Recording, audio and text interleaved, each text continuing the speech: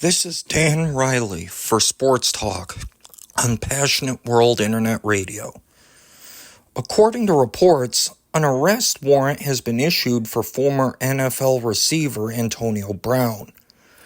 The charge he's facing is attempted murder. Brown was detained by police after a shooting at a boxing match in Florida, the reports say.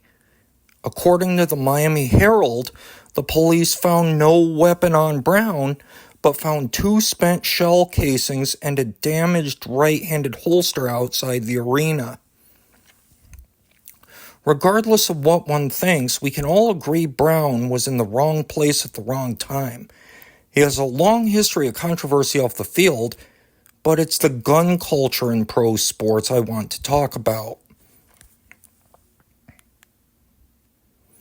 We hear stories of guys in football, baseball, basketball getting arrested for illegal possession of a firearm every once in a while. And I figured this is the right time to discuss this on my program. The truth is, pro athletes know their homes could be robbed. It's a consequence of being a millionaire, and they figure that they're going to need a gun to protect their place. You know the news that came out about Joe Burrow's home being robbed. Guys no doubt think it could happen to them. While it's a dumb move to break into the house of any athlete nowadays, given all of them are lifting weights, it could still happen. As such, athletes might conclude that they need a weapon to protect themselves in that scenario. But that's understandable.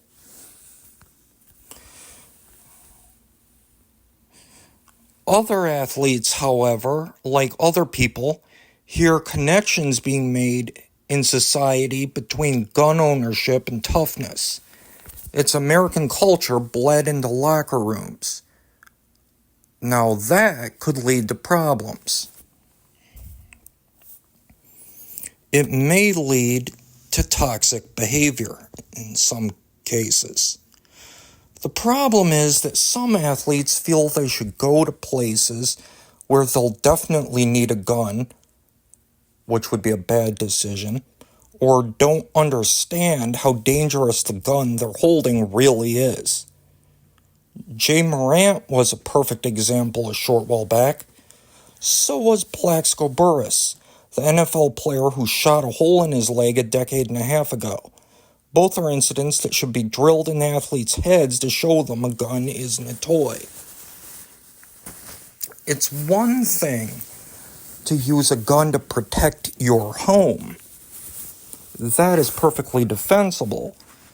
But using a gun as a display to show how tough you are, or to go to places where you'll need a gun, is just foolish. Sports leagues consistently hear of star players getting injured, but these leagues can't afford to hear stories of athletes getting killed off the field. That's why the NFL actually has a no firearm policy during training camp. Until players in all 4 major pro sports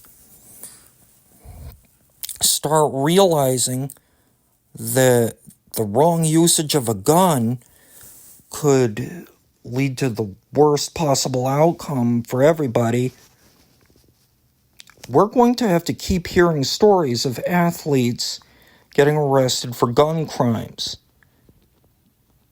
Nowadays, with stories of shootings left and right, leagues may have to toughen up against gun crime among athletes. Otherwise, the situation said athlete finds himself or herself in could end in tragedy. This is Dan Riley for Sports Talk. Thank you so much for tuning in and so long.